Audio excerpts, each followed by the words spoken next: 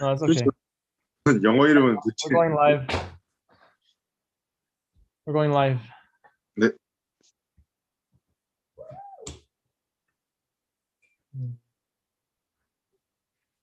All right. Let me just skip the link. No, it's okay. 영어 이름은 We're 도대체. going live. We're going live. 네. Let me just send the link out. 누가 올지 모르겠지만 보내보지. 네. 영어 이름은 도대체. Going live. Going live. 왔다. Okay, so let's go ahead and start with the questions. The first question was in Genesis chapter 25, like there's a sin where God kind of tells Rebecca about Jacob and Esau, and the question was, why did God choose Jacob but not Esau? Okay, so the issue there, something that we misunderstand a lot about the Bible in general is that when God chose Jacob, right, or when God chose like the nation of Israel as like his people, there's a huge misunderstanding that that was like some kind of favoritism, right? That he loved Israelites more than everybody else. But it has nothing to do with that, right? God loved everyone. God wanted everyone to be saved, and he wanted Esau to be saved as well. And in the same way, just because you were a Jew, Jesus made it very clear that just because you were a Jew doesn't mean that you were saved, right? And so the issue is not like favoritism or who loves who more.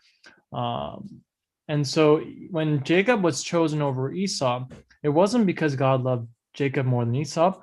It was a matter of function, right? God chose Jacob arbitrarily as the one through whom Jesus would be born. Right? So it was matter like, so it was just God is saying, hey, I just chose Jacob to be the one who will carry the line until Jesus is born, right? So basically that was God saying Jesus will not be born through Esau. And so it was a matter of function. In the same way, it's easy for us to think that certain jobs are better than others, but just because you make more money doesn't mean that you're more important or you're better than other people that make less money, right? It's just different functions. If you work as a CEO of a company, you have responsibilities that are different than the IT guy, right? You're not more important. You just serve a different function, and both are important, right? And so that's what's happening there. Esau, God loved Esau as much as he loved Jacob, but he chose Jacob to be the one through whom Jesus would be born. The second question is on chapter 19, the Sodom and Gomorrah happens. And the question was, what happened to Lot after Sodom and Gomorrah? Okay, so in that situation, Sodom and Gomorrah gets destroyed, and Lot and his daughters run away. Right? And in a sick and twisted way, Lot's daughters sleep with him. Right? And that shows something very sad, and that is that the daughters, because they had spent so much time in Sodom and Gomorrah, they didn't see anything wrong with what they were doing. Right? And they felt that it was their responsibility to make sure that their father's line continues. And unfortunately, the children they become the arch enemies of Israel for ages to come. And so, yeah, so that's what happens. I think it's Moabites and Amalekites. I think so. And Ammonites, yeah. Some question to the was kind of like, why didn't the daughters choose like different men, like different guys from other cities. Could you? And that's I think a very valid question. I wonder the same thing. But you have to realize, like, they went through a very traumatic experience, right? They went through a very traumatic experience in the sense, and in a way, they saw their cities destroyed by fire, right? And so it's kind of like the people that built the Tower of Babel after the flood. They were sure that the flood would happen again, right? And so the daughters, as well as Lot, they lived in the mountains, they lived in the caves, because they were afraid that if they go into another city, that it might be destroyed as well, right? And because they could have felt that they were the reason for the destruction, right? It's like they were there and the city was destroyed. They went to this city, that city was destroyed, and so they're just afraid. They could have been afraid. Like, it's PTSD, right?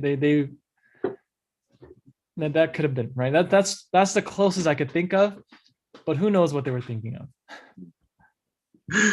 The third question is it possible to be Christian and be part of military?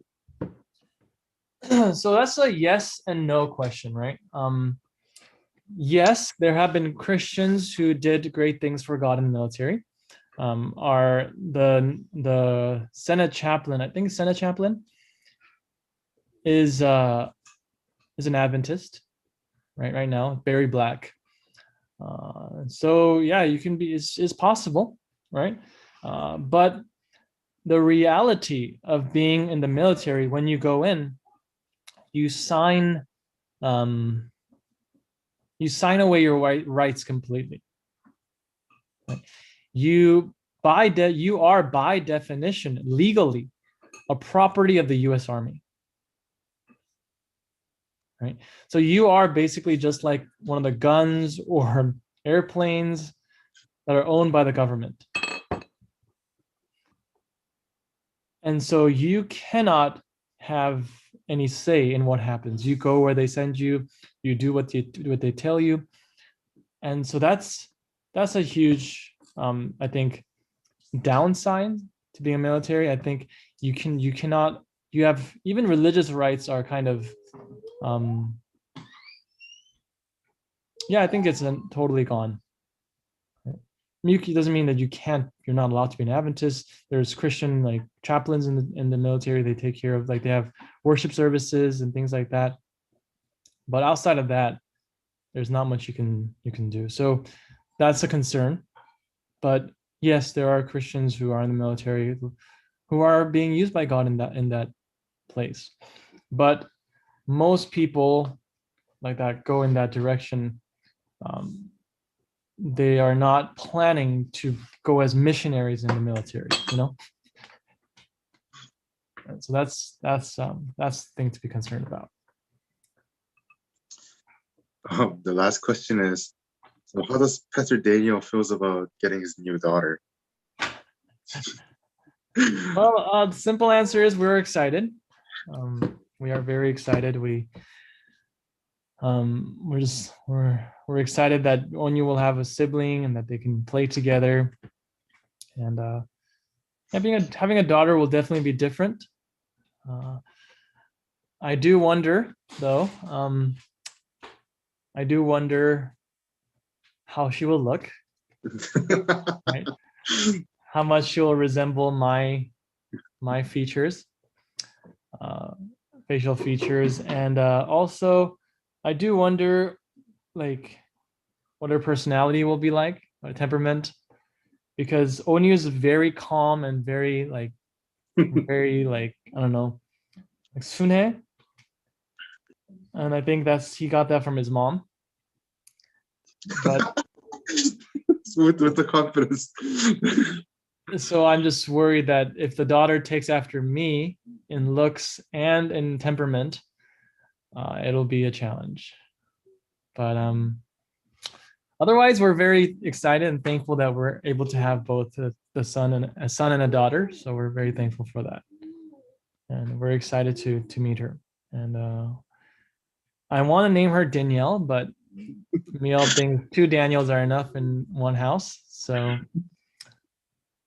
we are still going over the names. And so I guess that's it for today. Yep. And so, well, thank you so much for your time, James, and we will call it a day. Thank you.